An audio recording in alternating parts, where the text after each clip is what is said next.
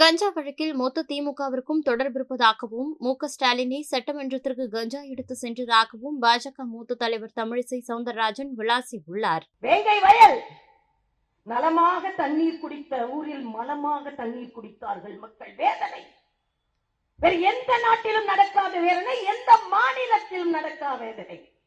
அந்த பட்டியலின மக்கள் அதிகமாக வாழுகின்ற இடத்தில் தண்ணீரில் மலத்தை கடந்து பட்டியலின மக்கள் இதைத்தான் குடிக்க வேண்டும் என்று தமிழகத்தில் ஒரு ஊரில் செய்திருக்கிறார்கள் என்றால் அவர்கள் யார் செய்தார்கள் என்று இன்று வரை கண்டுபிடிக்கப்படவில்லை.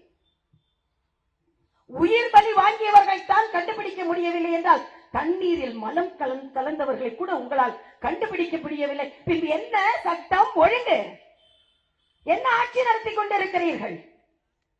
ஏன் திராவிட முன்னேற்ற கழகம் 2026 அப்புறப்படுத்தப்பட வேண்டும் என்றால், நீங்க பாத்தீங்கன்னா இன்னைக்கு காலையில ஒரு பத்திரிகையில இந்த ஜூலை மாசம் மட்டும் கஞ்சா எவ்வளவு கடத்தப்பட்டிருக்கிறது.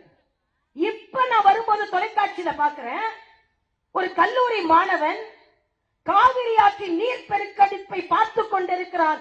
கஞ்சா அருந்திய 2 வாலிபர்கள் அவனை கொலை செய்கிறார்கள்.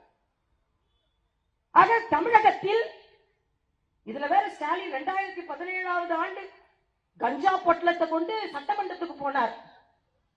அப்ப பாக்கெட்ல மட்டும்தான் இருந்தது, இப்ப ரோடு ரோடா இருக்கு, கடையா இருக்கு. வடசென்னையில ஒரு கடைக்கு போய் அந்த கடையில வெத்தலை பாக்கு இருக்கோ இல்லையா, கஞ்சா இருக்கு.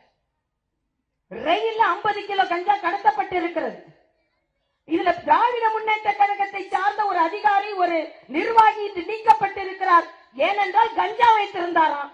என்னை பொறுத்தமட்டில் கஞ்சா வைத்திருக்கிறார்கள் என்று நீக்கப்பட்டால் திராவிட முன்னேற்ற கழகம் கூடாரமே காலியாகிவிடும். யாரும் அந்த கட்சியில் இருக்க முடியாது. ஏனென்றால் எல்லாருக்கும் அதில் பங்கு இருக்கிறது. இல்லைன்றால் சாதிக் திமுக சாதித்ததா என்றால் சாதிக்குமா என்றாலும் கேட்டுக்கொண்டிருக்கும் போது சாதிக்கை வைத்திருந்தோம். அந்த கள்ளக்கடத்தல், அந்த ட்ரக் கடத்தல்காரரை, போதை மருந்து மாஃபியாவை சாதிக்கை நாங்கள் வைத்திருந்தோம், அதுதான் எங்களது சாதனை என்று சொல்லும் அளவிற்கு திராவிட முன்னேற்ற கழகத்தின் ஆட்சி நடைபெற்றுக் கொண்டிருக்கிறது.